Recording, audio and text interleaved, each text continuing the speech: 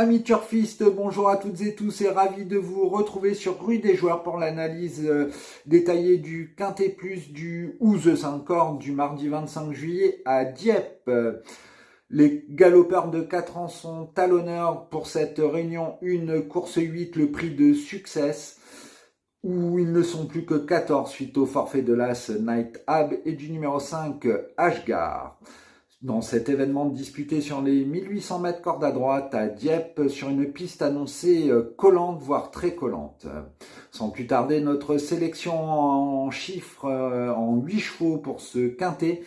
Le numéro 15, Looking at Me, devant le numéro 8, Baron Palacci, suivi du numéro 13, Gaylord Senora, du 6, Tolvast, du numéro 7, After the Rain, du numéro 14, Laurent, devant le numéro 12, Everio, et enfin le numéro 9, Grand Balcon. En cas de non partant, nous vous conseillons le numéro 4, Concerto.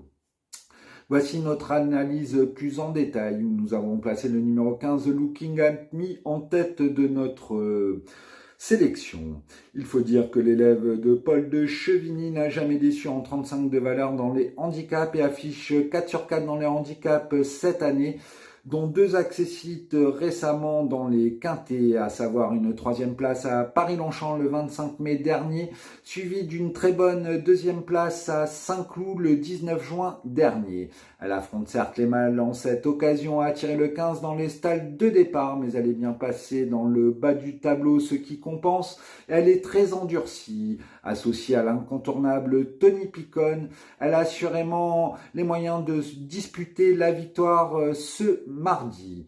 Ensuite, nous lui opposerons le numéro 8, Baron Palacci, cet élégant fils de My Boy Charlie, dépend du redoutable tandem Marcel Roland, Stéphane Pasquier. Il a gagné son handicap le 21 avril dernier à Saint-Cloud avant de décevoir avec une 7e place sur une piste trop lourde pour ses aptitudes. À noter que le terrain est annoncé collant ce mardi, ce qui change la donne. Il a depuis brillamment redoré son blason en enlevant avec autorité un handicap similaire le 19 juin dernier au Val d'Or, ce qui lui vaut 4 livres de pénalisation. Il semble meilleur que jamais et s'annonce compétitif pour le succès avec le numéro 13, Gaylord Senora. Un peu rouillé pour sa rentrée après un an d'absence, il a dû se contenter d'une 7e place au Croisé-la-Roche avant d'afficher de très nets progrès le jour de la fête nationale à Paris-Longchamp où il s'est imposé le 14 juillet dernier, donc, et a été pénalisé de 5 livres depuis. Cette pénalisation n'est pas insurmontable, loin de là. Il a tiré le 7 dans les stalles de départ et on le confie au crack jockey Maxime Guyon, bien placé dans le bas du tableau.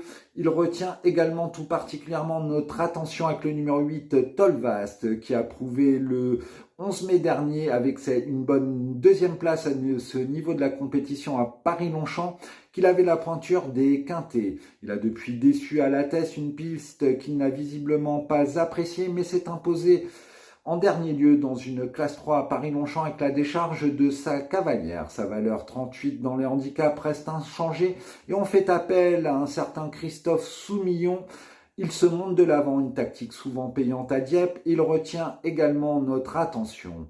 Le numéro 7, After the Rain, suivra. L'élève d'Henri Alex Pantal représente les couleurs classiques Godolphin. Elle a montré de belles dispositions dans les courses à conditions provinciales, avec un succès notamment, et a déçu pour son premier handicap quintet.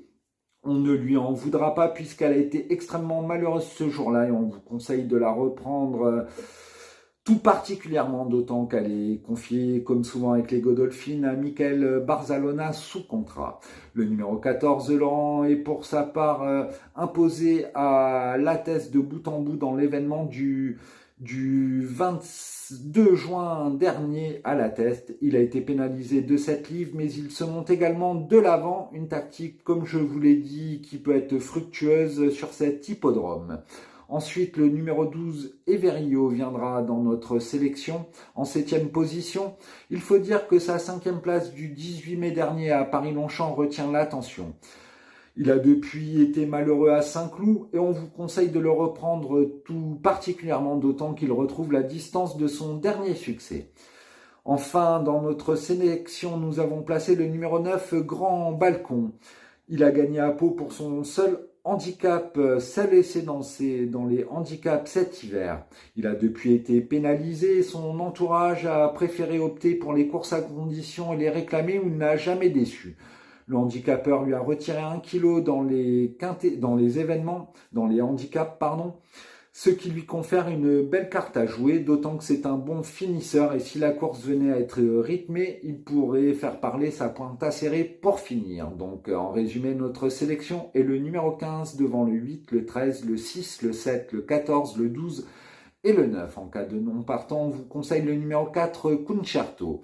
En conseil de jeu, nous vous recommandons peut-être un trio avec en base le numéro 15 Looking at Me avec suivi du numéro 8 Baron Palacci. Nous vous conseillons de faire un champ réduit avec une croix où nous placerons ensuite le 6, le 7, le 14, le 12 et le 9. Donc un champ réduit au trio 15 et 8 en base, croix X avec 13, 6, 7, 14, 12 et 9.